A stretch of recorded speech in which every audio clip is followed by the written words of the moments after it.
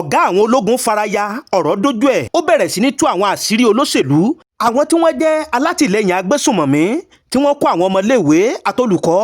wọnú igbó nílùú Ògbómọ̀ṣọ́ ẹ wá gbọ́ o. gbẹ̀gẹ̀dẹ̀ gbiná ọ̀rọ̀ dójú ẹ̀ ẹ̀yin èèyàn ẹ máa pín fọ́nrán yìí ẹ máa pín lógúnlógún ẹ máa pín lọ́gbọ̀nlọ́gbọ̀n tó bá jẹ́ ìgbà àkọ́kọ́ yín rè tẹ́ bá ìkànnì pàdé akín káàbọ̀ sórí ìkànnì Kúnlé Ìjẹ̀ṣà bẹ́ẹ̀ ṣe ń wọlé ẹ bá wa tẹ subscribe button yín kẹ́yìn náà kẹ́lẹ́ bá máa jàǹfààní lóòrèkóòrè bá a bá tó ṣe mú fúnra wá sórí ìkànnì wa ṣé wá rí subscribe button tẹ́ẹ̀tẹ̀ wọn ò já yín lówó ṣùgbọ́n kẹ́yìn náà kẹ́lẹ́ bá a jẹ́ ní àkọ́kọ́ bá a bá tó ṣe mú fúnra wá sórí ìkànnì Kúnlé Ìjẹ̀ṣà tọ́ ẹ má jẹ́ ń dènà pẹ́nu ẹ má jẹ́ ń gbà yín lákòókò bá a bá débiṣẹ́ ṣíṣe là á ṣe wọ́n ní adébíṣẹ́ mọ̀ sí àgbà ọ̀lẹ́ni fúnra náà rèé ẹ jẹ́ ká gbọ́ bó ṣe lọ. ẹ wo mi dáadáa I'm a 3-star a captain ṣe é rógun tí mo ti jà ṣe rí mi so tilẹ̀kùn lẹ́yìn I will be stupid man of the century kí n wà ń bí kí n máa bá gynecologist àbí doctor you can't be argue with me in time of security Tinubu máa ń tó ń ṣẹlẹ̀ ní Nàìjíríà and I'm still ṣe pé mo gbójú mi síta I'm not afraid ìbọn ti bá àwa yìí I survive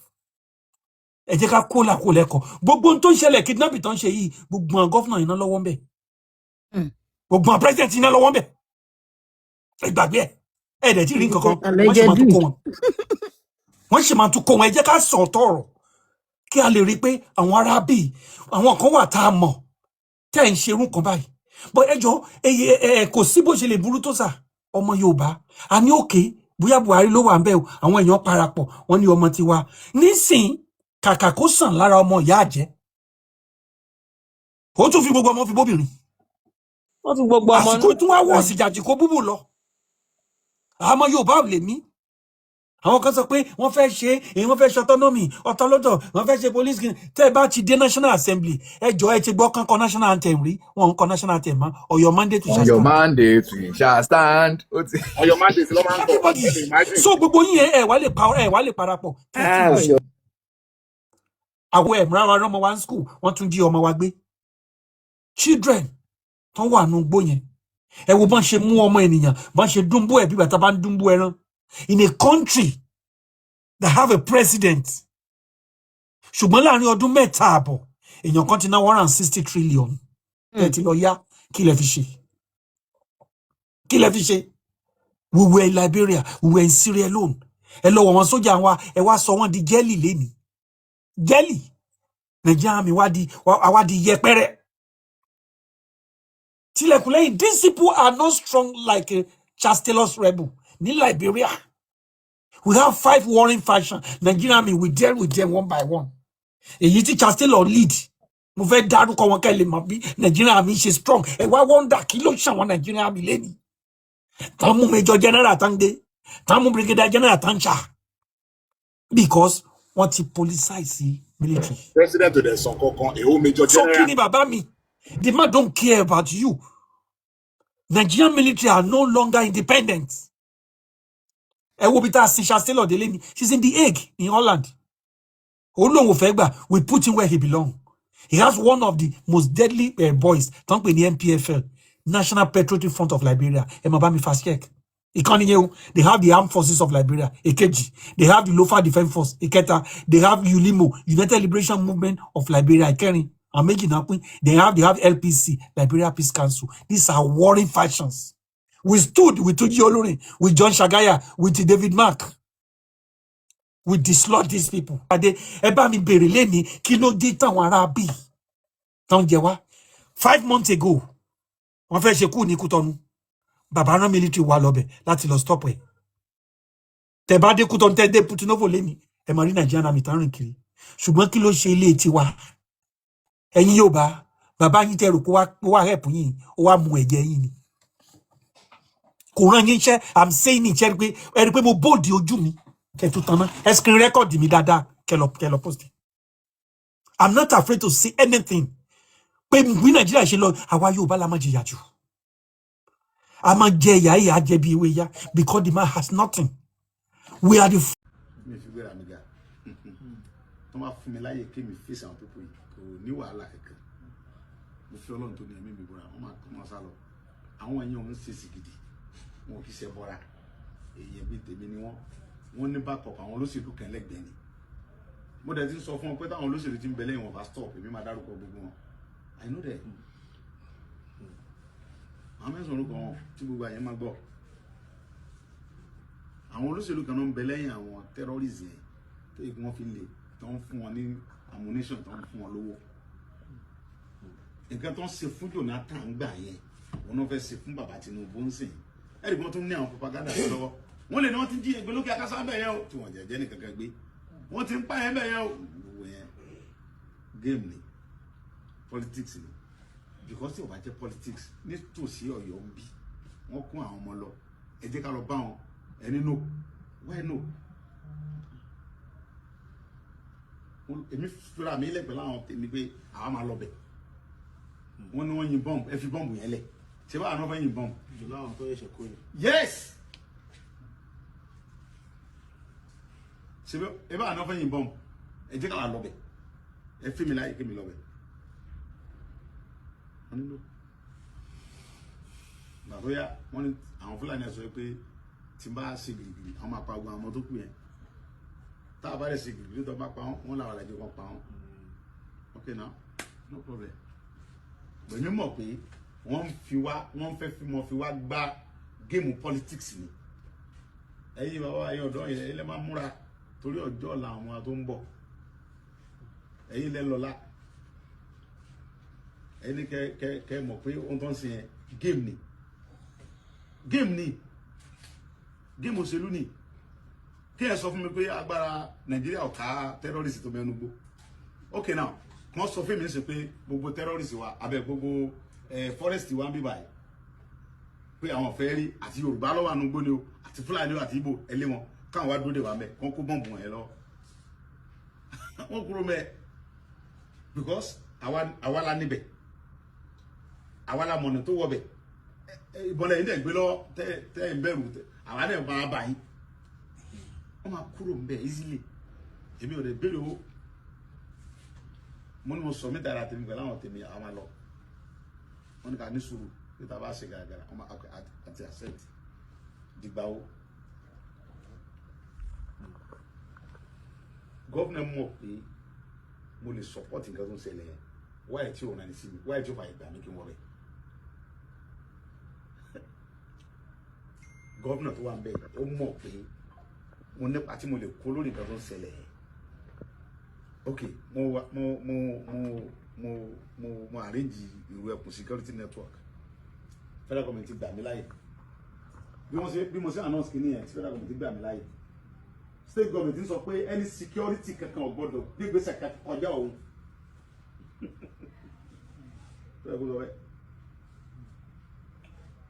kọjá ṣé ìwọ wà ń bẹ wọn jiyàn gbé wọn sórí ìdíkà mọ àwọn tó ń dẹ̀ jíyàn gbé àwọn àìlọ́ bá wọn kájọ jà sórí ìdíkà sẹ́ mọ́ tó dẹ̀ nìkan pé bọ̀ kọ́mọ̀dé pé mo tún dọ́wọ́ o tó ṣe nìyẹn ọ̀pọ̀ tó wà lámọ́ tó ṣẹlẹ̀ nílé yìí wọ́n ní mò ń takò gọ́ọ̀mẹ̀ntì ni nígbà tó bá rẹ̀ gbogbo àmọ́ tójú mi rí bí ọdún márùn lẹ́yìn ìgboro tí mo nẹ́ẹ̀dẹ̀ lọ́mọ tí mo níyàwó béèyàn bá tiẹ̀ ṣe àwọn mọ̀mọ́ fàyẹ́n sòkòtò àti ìyàwó sọ̀rọ̀ ìyá wèrè ṣé wọ́n fẹ́ jí wọ ta ló fẹ́ jí mi gbé ta èmi nìkan ẹ̀ lè jí mi gbé èmi tí mo tún ń rìn tí mo ń kẹ́rù kú lẹ́yìn èmi nìkan ẹ̀ lè dá mi jí gbé ohun tí wọ́n fẹ́ yìn ń bẹ lọ́wọ́ tèmi náà tó fẹ́ kí ló fẹ́ fi jí mi gbé ṣé drọ́ọ̀gì tí wọ́n mú lóró pé èmi lè mọ́ mu drọ́ọ̀gì orí mi pé ju tẹ lọ then àwọn ọmọ mi ò sí ń bí tẹ fẹ́ jí gbé lọ́mọ gẹ́gẹ́ Nàìjíríà ṣé lọ gbé wọn Canada nàbẹ́ lọ gbé ń jẹ́ mi but àwọn tí wọn ò lẹ́nu tó lè secure wọn wáyé tẹ́ ẹ̀ jẹ́ káwa ta faralẹ̀ ká wọgbó tí wọ́n kájọ jà kí gbé wa fi kéèyàn mọ̀ bọ̀ láti Ìbàdàn sẹ́kù kọ́kàn rẹ̀ mọ̀ balẹ̀ kéèyàn mọ̀ lọ láti Ìbàdàn lọ sí Èkìtì kẹ́mi rẹ̀ mọ̀ sí pèpèpè gbogbo géèmù tó ń gbà yìí nísìn èmi mọ̀ dájú lọ́hùn pé géèmù òṣèlú ni àwádẹ̀rí aláti corporate igi yóò da ayọ́nà tọ̀wọ́n da ayọ́sọ̀nù kò lè jọ́ ìjìnà ẹwọ́ dúnú tí wọ́n ti sọ pé Nàìjíríà ọ̀dà tàbí tó ti dà dìsẹ́ náà ni a mọ̀ fọdún yìí dún ní ṣé ìjọba Buhari dá Buhari bá dọ́là ní 160 naira ó fi dọ́là lẹ̀ ní 900 something naira ó bá epo ní 64 naira ó fi epo lẹ̀ ní 70 àbí bí wọ́n bọ́ fi lẹ̀ ní 800 àbí 700 kìíní kan ló fi epo lẹ̀ lọ ó sọ dá ó sì dọ̀dún mẹ́jọ láàrin mi àtẹ̀yìn nígbà tí Buhari sọdún mẹ́jọ ẹ̀ ta ló ṣe protest north nígbà tó ń ṣe ensas Èkó ilẹ̀ Yorùbá ń bí àti ilẹ̀ Ìgbò ló mọ̀ Buhari lò 8 years òwúlò. So now ọwọ́ expect mi pẹ̀lú géèmù òṣèlú tẹ̀ ń bá àwọn ọmọ ọlọ́mọ gbá yẹn kémi support yẹ kí n máa ń tákù Tinubu ọmọ sọdún mẹ́jọ tiẹ̀ náà èmi ò ní báyìí sè yẹn mi ò lọ school mi ò kàwé òmùkà làákàyè mi ọmọ Ìbàdàn ni mo kọ làtọ́ ló fi mi Yorùbá ni èmi ò lè báyìí tákù ẹ̀ gbogbo géèmù rọ́tẹ̀ ń gbá tẹ̀ kẹfẹ́ mọ́ fún àwọn ìmí àwọn ọlọ́mọ sọ pé ọpọlọ yìí ti dàrú adẹ́mọ́ dárúkọ wọn láìpẹ́ ṣètò understand so Ọlọ́run jẹ́ kó bàjẹ́ fún yín ara ṣe yẹn lẹ́yìn ṣe ń jẹta tí wọ́n láwọn kẹfẹ́ kóra ajọ́ fẹ́ mọ dàlú tẹ́tàrí blọọkì wọn fẹ́ for what because wọ́n bò kọ́ yín jẹ́ wọ́n fẹ́ kó wọn yín mọ́ra wọn nìyẹn àwọn tí ológun bàdà tó ń para àwọn ológun lẹ́kọ̀ọ́ yẹn ológun bẹ́ẹ̀ kankan ohun tí wọ́n jẹ náà wà tá a jẹ là ń wá lóko wọn wọ́n kàn fa àwọn ọmọlọ́mọ à ń ṣe human rights lórí irọ́ àpò wọn náà ń dù tẹ́ ń sun hòtẹ́ẹ̀lì kásùn kájí tẹ́ ń sun hòtẹ́ẹ̀lì $470,000 ẹ̀sìn lẹ́yìn jíjà fún mẹ̀kúnnù. artist Peter sọ̀rọ̀ ẹni tí o bá ti ní conscience kò lọ́la o torí bí mo ṣe wà yìí mi ò ń ṣe ọ̀rẹ́ politician àwọn tí mo ń pray fún wọn gan mọ̀ pé suspect làwọn fún mi kò sí politician tó bá ní mo gbowó lọ́wọ́ orí Nàìjíríà tí n bá gbowó lọ́wọ́ ẹ̀rí tó bá sọ òní kúre kí gómìnà yẹn jáde tó ní àká nọ́mbà mi lọ́wọ́ àbí tí ó gbowó fún mi kọ̀rọ̀ pé kí n bó gbé pamọ́. I'm not your friend because I know you are our enemies ọ̀tá wa ní ọmọ nobody ò ní ààyè kankan lórílẹ̀‐èdè yìí ó tọ́ mo sọ fún ẹyẹ o now lọ wo sálárì sójà lọ wo sálárì ọlọ́pàá ẹ̀dẹ̀ wà nìkan lọ da ìyàkọ́ kú àwọn tó wà pé táwọn bá ti kú ìyàwó àtọmọ wọn máa jìyà. The truth of the matter is this ẹ̀yin tẹ dúró yìí ló máa sọ fún pé Kàbírù ti dé o ọmọ ta ni ọmọ Alifa ni o kí ló fẹ́ ṣe ó fẹ́ sọ̀nà rẹ́bù sọmọwó lọ́wọ́ mọ̀mọ́ ó ti máa kára yín lọ́wọ́ o 20,000 lẹ́ni kọ̀ọ̀kan ẹ̀yin tẹ mọ́ ń jó tẹ̀lé wọn lẹ́yìn lẹ́bàá Nàìjíríà jẹ́ nílùú òyìnbó kò sẹ́ni tó ń jó tẹ̀lé olóṣèlú lẹ́yìn. Everybody follow whom they believe on their phone. òun náà lẹ bá débi kí chọ́ọ̀chì máa pín ráìsì fún yín kẹ́ ẹ tó lọ. mọ́sálásí tó bá ń pín mọ́sà ìbẹ̀lẹ̀ tí ń kírun. tí ò jẹ́ kẹ́ ẹ lọ́mọ ológun nìyẹn. abiyamọ tí ò bá lè jìyà kó pa inú ẹ̀ mọ́ nínú ìjẹkújẹ kò lè bímọ ológun. ìjẹkújẹ wà nínú ẹ̀jẹ̀ rẹ̀. àwọn pásítọ̀ tó fẹ́ ta nǹkan fún yín wọn ní sóòótọ́ fún yín. tọ́nà mọ̀ pa ẹ̀ ní gbọ́ ó mọ yankara àwọn olóṣèlú tó wà nílé ẹ̀ ẹ̀yin náà máa gbé face cap òfòlé lórí. ibi ọ̀rọ̀ dé dúró yìí.